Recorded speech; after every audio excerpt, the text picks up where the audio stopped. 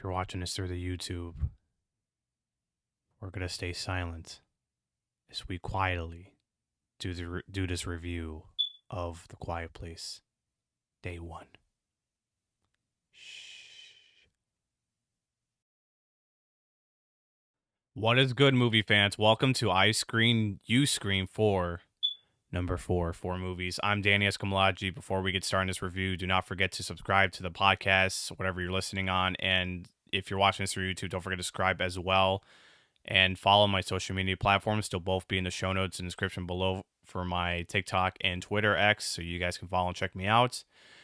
So, we are reviewing Quiet Place, A Quiet Place, Day 1. It is a prequel spin-off to the mainline series of John Krasinski's horror sci-fi film, which I don't know how to put this out to what genre it belongs, but I'm going to just say both at the same time because this is science fictional of these creatures, of course, that came from, and this is horror, where everything is silent, and anything they can hear, they'll come attack you. But anyways, so we got this prequel spinoff that we've been hearing about for quite some time, and as much as it's interesting and very new for what they're bringing to the franchise, I will be honest, I wasn't really excited going to this movie only because, again, prequels and spinoffs don't tend to really impress me over time, even though Furiosa, just to bring this out, reviews available if you guys want to check it out, was pretty good and a great backstory. But unlike that film, Quiet Place Day 1, I have a huge feeling that this will be very different regarding to what this movie offers and tells. So my thoughts to this movie, I got to see it yesterday, Sunday, June 30th, and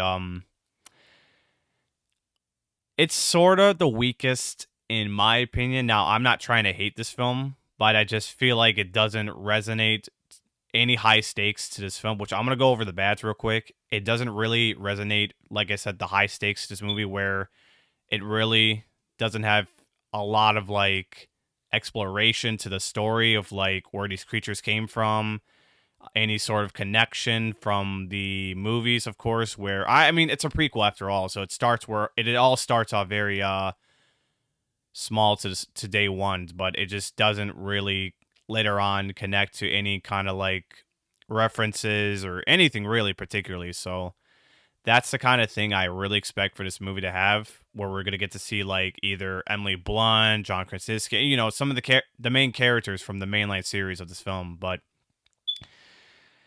it does sort of lack the excitement buzz to this film. So if anything, this is sort of like a movie that should have been that movie where it kicks off that exactly the first one, where this is exactly what the movie is, where it starts off. So I sort of really didn't really have high expectations as I go to this movie, even though I heard good buzz about it. But to me, it just doesn't really become the best, in my opinion. I think it's really good for sure. It's really a well-made horror movie and a well-made Quiet Place film to the extent of how consistent they are. But to me, as myself who enjoys these movies, and the second one is my favorite, by the way. I love Quiet Place Day Part 2. It just really didn't click a lot of excitement at high stakes. And the movie's even short as well. It's an hour and 40 minutes, so that's the kind of thing that didn't really click on a lot of the run to this movie. And if we're talking what lores it could have explored, what connection it could have had, sort of issues like this where it just doesn't really work them out in my favor. So if anything, this is more like a spin-off prequel set in a different setting and different characters, which right now I think I'll get to the goods for this movie as well. So the goods, this is set in New York. Unlike the location, I can't remember or know what location set for the first two main films, but this one's set in New York City. So we're getting this sort of I Am Legend apocalyptic vibes. So this is pretty cool for what they're doing with this movie. So I gotta say, this is very interesting and a very nice concept. In fact, New York City has loud sounds every day as you walk around, whatever you're on the subway, whatever you're on the streets. I mean, very loud city. And at any point, the creatures that have ultra sensitive hearing can literally come out and destroy everything, anything that it hears, any kind of path it has. So this New York setting, I really dig to this film for sure. I love it. And then now you have two co-leads, which I think they're going to be the ones that mostly matter. Now we did get to see Jamon Hunsu. I hope I said the name right. Fuck, it's Rafid. He isn't throughout the whole movie, so he is from the second part of the movie, and we got to see his real name of the movie, which name's Henry. But other than that, two co-leads, Lupita Nyong'o and Joseph Quinn. And I gotta say, at least what this film offers in a great way of the extend is showing empathy and emotional we get to see with these characters and performance by these two. And I gotta say, Lupita Nyong'o is very, very a likable star, and I always love her movies that she's in. Black Panther, she's in Jordan Peele's Us, even though I don't love Us at towards the end at least, but she was great. I thought she was amazing. And then she's doing this Quiet Place movie, and I figured she's gonna do a great job the way she did Jordan Peele's Us, and incredibly amazing. So she got to show a lot of empathy and emotion with Joseph Quinn, which Joseph Quinn, I can say right now, he's getting sensational. We're gonna get to see more of his movies. He's got Gladiator 2, and he's got Fantastic Four next year, which I can't wait to see a lot of his roles he's gonna progress into. So these two co-stars, I thought they lead pretty good. They show empathy. They show emotional weight to these characters, and I think something part of this movie with these two really caught me off guard, and it just really resonates as it like woke me up in a sense where it starts to show empathy and emotion. So this is where this kind of stuff relates to the real world of what people can go through, and even in a quiet setting, the empathy part is where they understand feeling. And so I thought this is really good to where they actually do and what they actually designate to what they did in this movie. And this is directed by not John Krasinski. This is directed by Michael Saransky. And I think he did a great job with his direction of these characters, because the number one thing of the director is to get the best performances out of these actors and actresses. So he did a phenomenal job in this kind of direction where, unlike the last mainline films, these characters in this new universe have more emotion than like the others. So I'll be honest, I think that's like almost what I can compare it to. So that's like very good, at least. So I think if any kind of way, Joseph Quinn and Lupita Nyong'o really stole much of this characters in this movie, and I think they did a great job on it, especially what this kind of world we live in can relate to that, even if it's quiet at times. So, I want to bring up this cat who is Sam's beloved cat. Sam is played by Lupita Nyong'o. She has a cat named Frodo, and I gotta say, almost third wheeling most of the movie with these characters. I think he's still pretty good in this movie, and I think he did a good job with like how he does this movie. How this character, I could say it's a character, not an actor, but that Frodo cat really stole most of the part of the movie, and I gotta say that's pretty good to the point where it's just awesome to see a third wheel character who's not an actor or actress. But I thought the cat is so creative and mostly silent to the point that those creatures can't hear anything. But Frodo just is a sneaky one to the point where at any point he'll pull through in most ways that I think this character as a cat is really interesting. Now, I want to bring up the sound in this movie. Now, just like the last two films, the sound in this movie is incredible. It's tense, it brings fear in moments like this, but I do want to say another criticism to this movie that is weakest to me. This is less scary and less tense than the previous films, so I'm not sure why, and I'm not sure what the direction it was to this movie. Now, it did have some moments, but I don't mean it just... Because in Quiet Place movies, they always have high moments, high-stake moments, what I'm talking about from the last criticism part of this weaknesses. The high stakes where it's scary, intense is what I expected from this movie. While we did get plenty of them, it hasn't been so much. So, regardless, I think the sound system though is like incredible, and some scenes that I think you'll witness it on the big screen, even you see in like IMAX, Dolby, it does bring you the edge of your seat.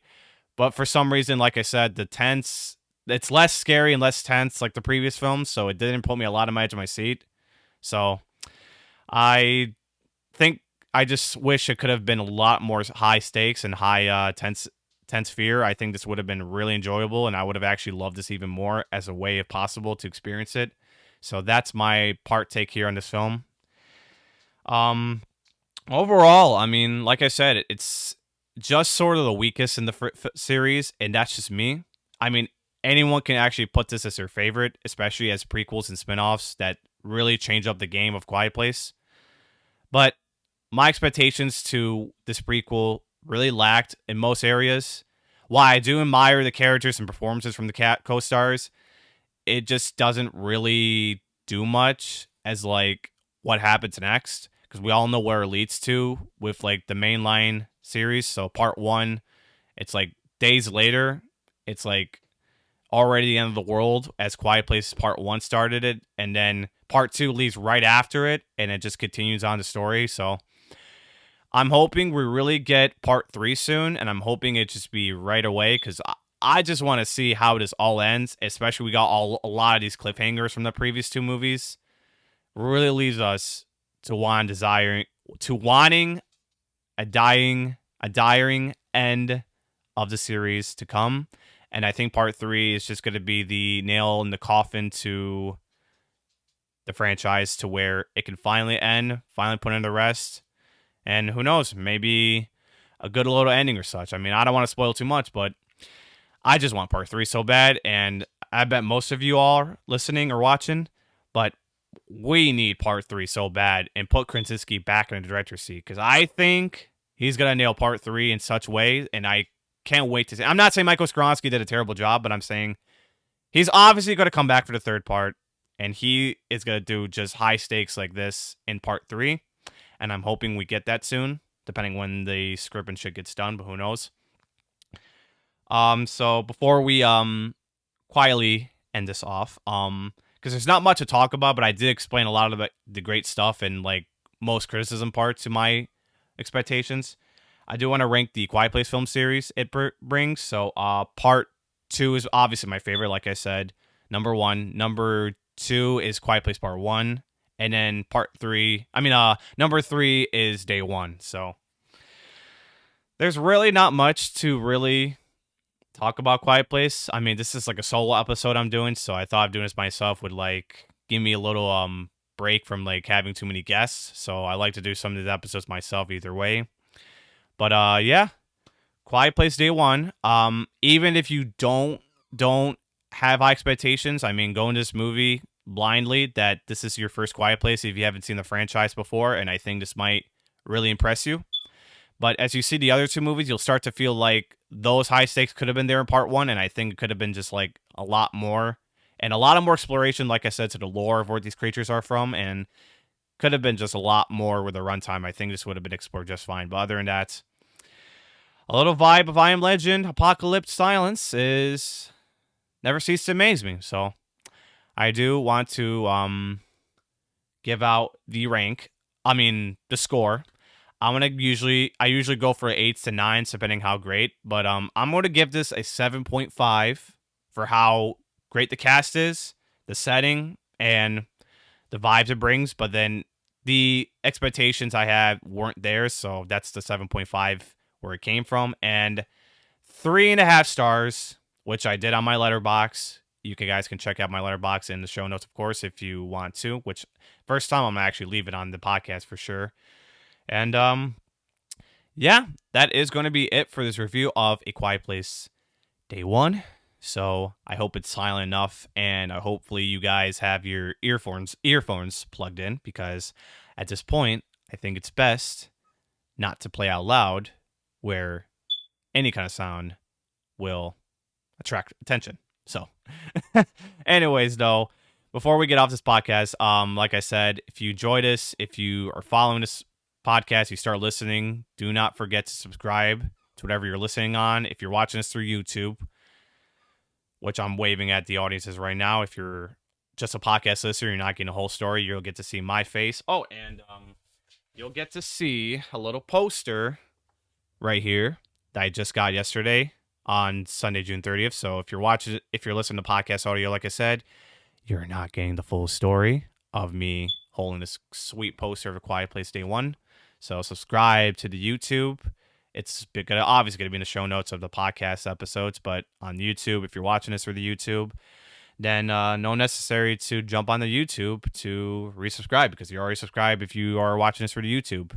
So, and my Twitter and TikTok will be in the show notes of the description below. And next episode will be Despicable Me 4. It's coming out this Wednesday, July 3rd, and popular franchise among my childhood. I'm very excited to see this movie this week. And we're now in middle of July, so Twisters and Deadpool 3 are going to be huge, and those are the next episodes you guys can expect in this upcoming podcast month. And do want to say, if you're enjoying this as well, if you're listening through the podcast, leave 5 stars. It will help listeners find the show. And until then, guys, this is Danny Escamilaggi signing off of I Screen, You Scream for number 4 movies. Until then, stay screaming for the movies. And I'll see you guys in the next review. Peace.